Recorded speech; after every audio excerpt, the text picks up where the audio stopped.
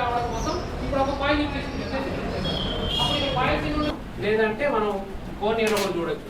కావాల్సిన వోల్టేజ్ ఇది ఎంత వస్తుంది? 1.8. ఇప్పుడు జస్ట్ నువ్వు ఛార్జింగ్ పెడితే చాలా 1.8. ఇక్కడ మీరు చెక్ చేస్తే ముందు 1.8 ఉంటుంది.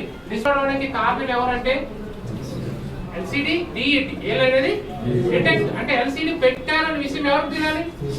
ఎలా తెలుస్తుంది అంటే ఈ ఏ పిన్సే పక్కన తర్వాత ఆ వోల్టేజ్ ఏమవుతుందంటే ఇక్కడ ఏ కలర్ వచ్చింది? ఇప్పుడు జీరో అయిపోవాలి. ఏమైపోవాలి? జీరో. అది జీరో అవగానే ఓహో నాకు డిస్ప్లే కనెక్ట్ చేశారు అంటే సిపియు. ఇప్పుడు ఎప్పుడు సిపియుకు తెలిసిందో అప్పుడు సిపియు ఏం చేస్తారంటే ఒక ఎనేబుల్ సిగ్నల్ రిలీజ్ చేస్తుంది. ఏమన్నా ఎంత వోల్టేజ్ రిలీజ్ చేసింది?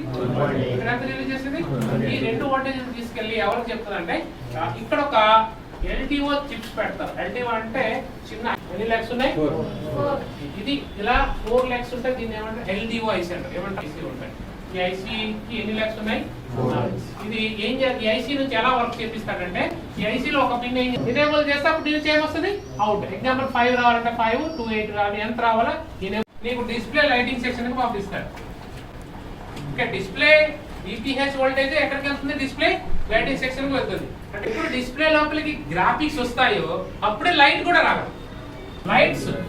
లైట్స్ ఆన్ అవడం కోసం మీన్స్ ఒకేసారి ఎల్ఈడి ఫోన్స్ లో lightings plus graphic voltage input అయిపోతుంది. ఓకే, యానోడ్ క్యాథోడ్ మనకు రాయట్లేదు. ఈ 3 లైన్స్ మనకి ఇంపార్టెంట్ కదా. ఈ 3 లైన్స్ ని జనరేట్ చేయడానికి ఎవరున్నారు మనకి? ఏ లైన్స్ మనకు సపోర్ట్ చేస్తున్నాయి? कौन सा लाइन सपोर्ट कर रहा है?